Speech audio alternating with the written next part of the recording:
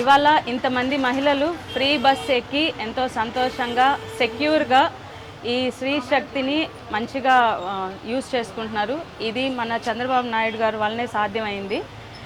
ఇవాళ స్త్రీ శక్తి అంటే మహిళలు ఒక శక్తి అని తెలుస్తుంది. ఎందుకంటే మహిళల వల్లనే మంచిగా కుటుంబాలు జరుగుతున్నాయి. ఒక బలమైన ఆధారం.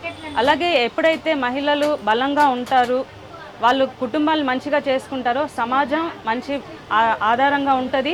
అలాగే రాష్ట్రం కూడా బలంగా ఆధారంగా ఉంటుంది. ఇప్పుడు ఇక్కడ మన చంద్రబాబు నాయుడు గారు అలాగే కూటమి ప్రభుత్వం ద్వారా ఎన్నో మహిళలకి ఏమి కావాలి అనేది తెలుసుకుని మహిళలకి అండగా ఉంటూ ఎన్నో సంక్షేమ పథకాలు అందిస్తున్నారు.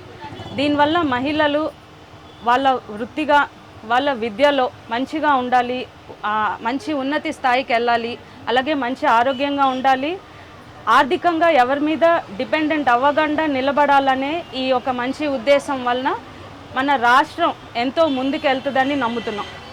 ఇవాళ ఈ స్త్రీ శక్తి వలన ఎన్నో పథకాలు వచ్చినాయి. ఇవన్నీ ప్రతి మహిళలు తెలుసుకోవాలి. ఎప్పుడైతే వాళ్ళు వినియోగించుకుంటారో మహిళలు చాలా బలంగా ఉంటారు. అలాగే మన రాష్ట్రం చాలా ముందుకెళ్తుంది. మన సమాజంలో చాలా మార్పు తెచ్చుకోగలం. ఈ యొక్క సందేశం ప్రతి ఇంటికి తీసుకెళ్ళాలి.